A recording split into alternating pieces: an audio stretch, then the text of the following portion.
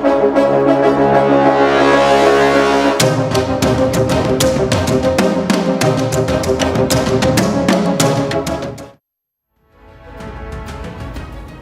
துயரம் அரசியல் ஆதாயம் தேடுகிறதா அரசியல் கட்சிகள் அப்படின்றதா நம்ம பார்க்க போகிறோம். ஒரு நிகழ்வு நடந்த பிறகு அரசியல் சார்ந்த ஒரு விஷயம் நடக்குது அப்படின்னா அந்த விஷயம் நடந்த உடனேயாக உண்மையிலே மக்கள் மீது அக்கறை கொண்டு பேசக்கூடிய தலைவர்கள் கட்சிகள் வெகு சிலதான். மற்ற எல்லாருமே இதன் மூலமாக நம்ம என்ன அரசியல் ஆதாயம் பார்க்கலாம் அப்படிங்கிற மாதிரி தான் பேசுவாங்க. அந்த வகையில் கரூர் சம்பவத்தை வைத்து நடக்கக்கூடிய அரசியல் சூழ்ச்சிகள் நம்ம பார்த்தோம் அப்படின்னா 41 உயிர்களை பலிகொண்ட அந்த விஜயனுடைய தேர்தல் பிரச்சாரம் இது ஒரு தேசிய துயரமாக மாறிச்சு. ஆதாயம் தேடக்கூடிய சில அரசியல் கட்சிகளால் அதனுடைய அந்த நிகழ்வு அப்படிங்கிறது மிகப்பெரிய அளவில் விமர்சிக்கப்பட்டு வரதும் பார்த்துக்கிட்டு இருக்கோம். கரூர் சம்பவத்துக்கு தார்மீக பொறுப்பேற்று களத்தில் நின்று கஷ்டத்தை போக்க வேண்டிய தமிழக வெற்றி கழகம் சதி அப்படின்னு பழிய ஆளும் கட்சி மேலே போட்டுட்டு தப்பிக்க பார்க்குறாங்க. அவங்க பண்ணக்கூடிய அரசியல் இது. இதனால் தங்களுக்கு எந்த சம்பந்தமும் கிடையாது அப்படின்னு திமுக தான் இதுக்கு காரணம் அப்படிங்கிற மாதிரியும் இப்படி டைவர்ட் பண்ணி திமுக பக்கம் திருப்பி விட்றாங்க தமிழக வெற்றி கழகம். தாவேக்கு அதே சமயத்தில் பார்த்தோன்னா தங்களை கடுமையாக விமர்சித்து வரக்கூடிய விஜய்க்கு தக்க பதிலடி கொடுக்க காத்து கொண்டிருந்த திமுக இந்த சம்பவத்தில் யாரும் அரசியல் அனுதாபம் தேடிவிடக்கூடாது அப்படிங்கிறதுக்காக நடவடிக்கைகளை ரொம்ப தீவிரமாக எடுத்துகிட்டு இருக்காங்க. நம்ம அப்படின்னு சொல்ல முடியாது. களத்தில் உடனடியாக இறங்கி தமிழக அரசு பல நடவடிக்கை எடுத்திருக்காங்க. கரூருக்கு அடுத்த நாள் போகிறேன் அப்படின்னு சொன்ன முதலமைச்சர் மு க ஸ்டாலின் அன்று இரவே புறப்பட்டார். இரவோடு இரவாக அன்று முழு இரவும் ஆலோசனையை கரூருக்கு போயிட்டு அவங்க சந்திக்கிறது அப்படிங்கிற மாதிரி தூக்கத்தை துளைத்து அங்கே போய் நேரடியாக போயிட்டு ஆறுதலாம் தெரிவித்தார். அதே போல் இதையெல்லாம் சொல்ல மனம் இல்லாதவங்க இப்படி அதீத அக்கறை எடுத்துக்கொண்டதும் அரசியல் தான் அப்படின்னு விமர்சிக்க பண்ணுறாங்க.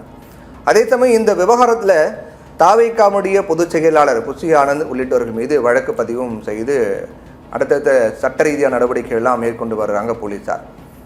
கதாநாயகன் விஜயை கண்டுகொள்ளாமல் விட்டதும் அரசியல் தான் அப்படிங்கிற விமர்சனங்களும் முன்வைக்கப்பட்டு வருது.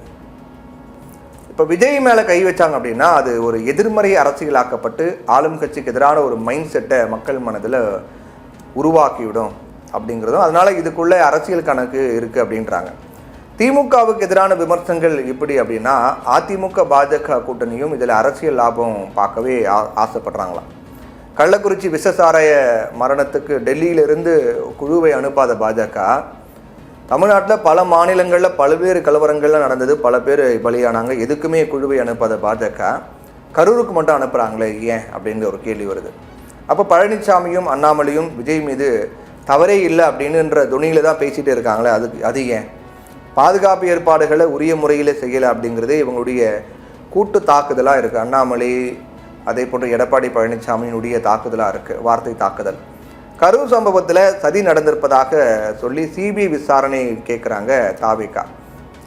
ஆனால் இந்த இக்கட்டான ஒரு சூழ்நிலை எப்படியாவது வெளியே வந்துடணும் அப்படிங்கிறது தெரியாமல் தவித்து கொண்டிருக்கூடிய எப்படி வெளியே வருதுன்னு தெரியாமல் தவிச்சிட்டுக்கூடிய விஜய்க்கு ஆறுதலாக பேசுகிற மாதிரி பேசி அவரை தங்களுடைய பக்கம் ஈர்க்கலாமா அப்படின்னு ஒரு எண்ணம் பாஜகவுக்கு இருக்குது அப்படின்னு சொல்கிறாங்க. அதனால தான் சிபிஐ விசாரணை தேவை அப்படின்னு அதிமுகவும் சொல்கிறாங்க, பாஜகவும் சொல்கிறாங்க, தாவேக்காவும் சொல்கிறாங்க. ஆனால் சிபிஐ விசாரணை வேணும்னு தாவேக்கா சொல்கிறதுக்கு பின்னணியில் எங்கள் மேலே தப்பு இல்லை அப்படிங்கிறதுக்காக சொல்கிறாங்க. அதிமுக சொல்கிறதுனா என்னென்னா உண்மையே என்னங்கிறது வெளியே வரட்டும் அப்படின்னு சொல்கிறாங்க. ஆனால் பாஜக சொல்கிறதுக்கு பின்னாடி ஒரு மிகப்பெரிய அரசியல் இருக்குது. சிபிஐ விசாரணை நடந்தால் அதன் முடிவுகள் வைத்து விஜய்க்கு அரசியல் ரீதியாக நெருக்கடி கொடுக்க தயங்காது பாஜக அப்படிங்கிறதா பின்னால் இருக்கக்கூடிய அரசியலாக இருக்குது. ஏன்னா மேக்சிமம் நம்ம பார்க்குற இந்த சம்பவத்தில் விஜய் மேலே நிறைய தவறு இருக்குது, விஜயினுடைய இந்த டீம் மேலே நிறைய தப்பு இருக்குது. அப்போது சிபிஐ விசாரணை போகும்போது விஜய்க்கு எதிராக கூட அது மாறும். அப்படி மாறினா அதை வைத்து நம்ம விஜய்க்கு நெருக்கடி கொடுக்கலாம், நம்ம விருப்பப்படி கேட்கல அப்படின்னா நெருக்கடி கொடுக்கலாங்கிற மாதிரி ஒரு கணக்கு பாஜக இருக்குது அப்படின்னு சொல்கிறாங்க. ஏன்னா மற்ற மாநிலங்கள் நடந்த சிபிஐ அரசியல் ஆட்டங்களை நம்ம ஞாபகப்படுத்தி பார்த்தாலும் நமக்கு தெரியும் சிபிஐ வைத்து என்னென்ன பண்ணிட்டு இருக்காங்க அப்படின்னு. திமுகவையும் குறை சொல்லாமல் விஜய் தரப்பையும் சமாதானப்படுத்தும் விதமாக பாஜக சில வேலைகளை பண்ணிக்கிட்டு இருக்காங்க.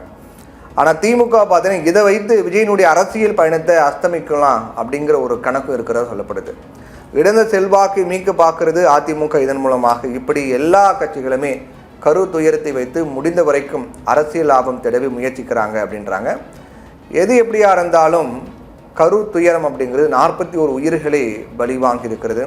2026 தேர்தலில் அது என்ன தாக்கத்தை ஏற்படுத்த போகுது அப்படிங்கிறதையும் நம்ம பொறுத்திருந்து தான் பார்க்கணும்.